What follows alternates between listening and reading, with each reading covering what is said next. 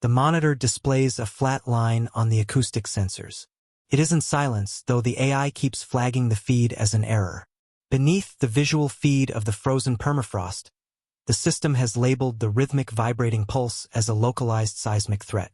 Kalen sat in the dimly lit archive, his secondary eyelids clicking against his orbital ridges. He was long retired from field duty, but the crushing weight of the footage felt physical. On screen, 50 cadets from 4 different systems were dying. The gravity of the tundra world was 2.5 g, a relentless downward pull that made the silicate rocks grow. The dropship hull had peeled away like scorched fruit. Most of the carry cadets were already pinned, their delicate, hollow-boned frames fracturing against the frozen mud. The Morvith were worse. Their massive lungs, designed for thin mountain air, were collapsing under the atmospheric pressure. I've seen the official reports, but they're sanitized. Stay alert, because what the sensors caught on that wind-blasted rock wasn't a tragedy. It was a warning we all ignored. Kalen leaned closer to the console. The human, the anchor of this disaster, was standing near the jagged remains of the airlock. While the others screamed or prayed, she was looking at a jagged shard of ice. Her thumb moved methodically, using a standard-issue multi-tool knife to scrape a stubborn bit of grease from under her left thumbnail. "Does this stuff taste like those blue raspberries back at the hub?" Ennis asked. Her voice was steady. Shouldn't have been. At 25 meters per second squared, her heart should have been struggling to push blood to her brain. Vrax, a Morvith cadet, wheezed as he tried to lift his head. "We are ending, human. Help us." "Can't help if you're panicking," Ines said, finally snapping the blade shut. She looked at the horizon, where the sun was a pale, weak eye. "Panic wastes oxygen. Plus, it makes your blood pressure spike. And in this gravity, that's a one-way trip to a stroke." She understood the physics, but the archives didn't record a struggle. Ennis wasn't ignorant. She was simply unimpressed by the planetary death sentence. She tucked the multi-tool into her belt, the dull metal handle catching the dim light. The temperature was already dropping to 250 Kelvin. Frost bloomed across the sensor lenses. Kalen watched as the human began to walk. She didn't struggle against the 2.5 g. She moved with a heavy, deliberate grace, her boots crunching into the silicate. She reached a vertical shelf of rock where the wind howled the loudest. The Morvith cadets were turning gray, their internal systems failing as the cold sapped their remaining calories. Ennis didn't offer them a thermal blanket. She didn't have one. Instead, she pulled out the dull multi-tool again.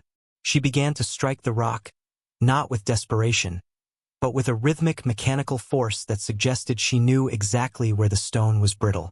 "Why aren't you falling?" Vra gasped, his crest snapping with a wet crunch. Ennis didn't stop her work. "Inner ear density.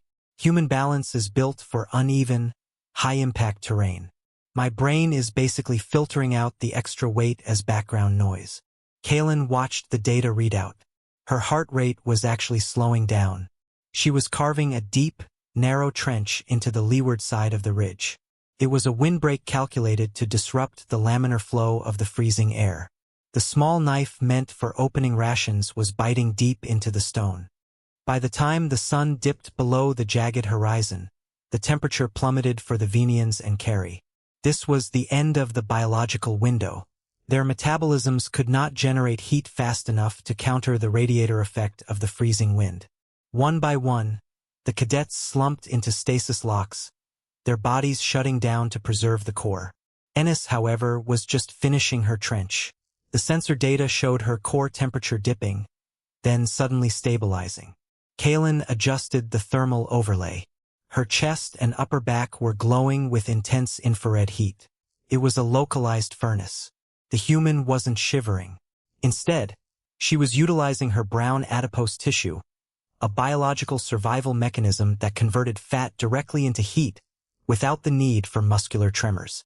She crawled into the narrow silicate slit she had carved. She didn't look for the others. She didn't check the survival beacons. She simply curled into a ball, tucked her chin toward her chest, and closed her eyes. Then came the sound. It was the sound that had broken the AI's translation matrix. a low, gravelly vibration that rattled the whole fragments nearby. In the archive, Kalen felt the subharmonics in his own chair. The rescue drones, arriving 3 hours later, hovered over the site with their weapons armed. Their combat logic circuits had identified the noise as a biological threat. The acoustic pattern matched the sonic signature of a large apex predator claiming territory. In reality, the human was snoring. The rescue team eventually breached the site. They found 50 alien cadets in various stages of near-fatal hypothermia and skeletal trauma. They found Ines in her trench. When the lead medic touched her shoulder, she didn't jump. She blinked slowly, looking up at the high-tech extraction team with a look of pure, unadulterated annoyance. "You're late," she muttered, her voice thick with the remnants of deep sleep. "I was finally having a decent dream." Kalen paused the footage at that moment. He pulled up the physiological summary from the medbay recovery. While the other cadets required months of bone grafting and thermal therapy, Ennis had been released within 24 hours.